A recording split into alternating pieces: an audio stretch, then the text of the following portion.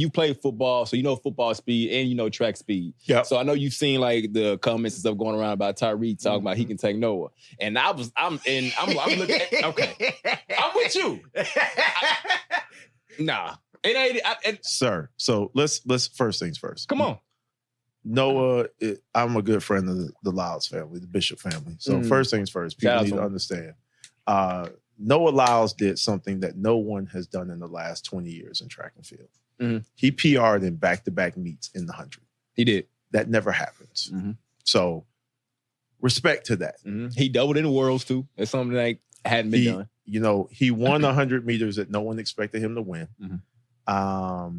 He did have COVID. A lot of people tried to come after him and say, oh, he did this, he did that, all these antics. He's jumping up and down, he's screaming. Noah is a person who is a performer first. Mm-hmm. He feeds off the energy of the crowd. He feeds off the energy of the people. Any real athlete understands that. Anybody who's played any sport, you know, with football, when them lights come on, something is different. It ain't practice. It ain't a 2:00 game. Yeah. When them lights come on, that is dark outside. There's something different. Yeah. And if you look at it, you know, he had COVID before. You saw him with the mask going in between. If you look at him right before he comes out in the 200-meter final, you hear him in the tunnel saying, where's the energy? And so he's trying to create that energy. He also knows that he has the weight of track and field on his back. He really does. I mean, people don't pay attention to track but once every 4 years for the most part. They are on his ass. And so yeah, that's true. He has to put on the show. And the fact that this brother ran 19.7 with COVID, I'm going to tell it to you on your podcast publicly first, he will run 19.14. Understand that. He will run 19.14 because number one, that man, one thing about Noah is this. He is a sleeping giant. He was a sleeping giant. Yeah, I think he was. I think he's here now.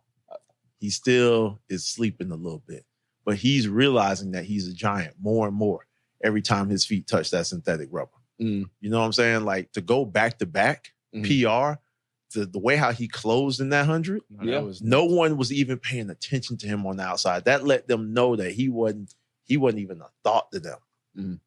Watch what happens in the future with that man. He is going to be more dangerous than you could ever imagine. Damn. He's going to bounce back from the 2. 19.14, I don't think that's impossible at all for him. How hard do you think it's going to be for him to, this is go 4 years from now, and we in LA, how hard do you think it's going to be him to get that 100 again, though? I'll say this. It doesn't matter if he gets 100 again or not because he's gotten it once. He got it already. Right? Yeah. And I think a lot of times in athletics, we're so big on the skepticism of, oh, well, what do they have to do next? What do they have to do again? And when you've done something once, it's already in your pocket. You don't know what the next 4 years can bring. I don't wish anything but health on him and the other competitors. I love the fact that the 100 meters was an exceptionally good race. It was a great race. You know, you saw a lot of people come out of nowhere as far as talent that people had not thought about. Yeah. And, I mean, it just was something absolutely amazing. So what I expect for him, you know, he'll stay healthy. He'll train hard. He'll continue to be the face of track and field on the men's side. Yeah. He'll obviously be the face of American track and field. And he'll continue to put up good numbers. He'll continue to put up good times. He's a smart young man. Very smart young man. And I think, you know, sometimes people try to find a way to dim a person's light because they don't understand them. You know, or they're doing something different than it's been done before. But the 100 meters has always been a showman's race. It's never been anything else other than that. And I think that he's bringing that back to it because for a few years, think about it. And no disrespect, but the last 4 years are forgettable. Yeah.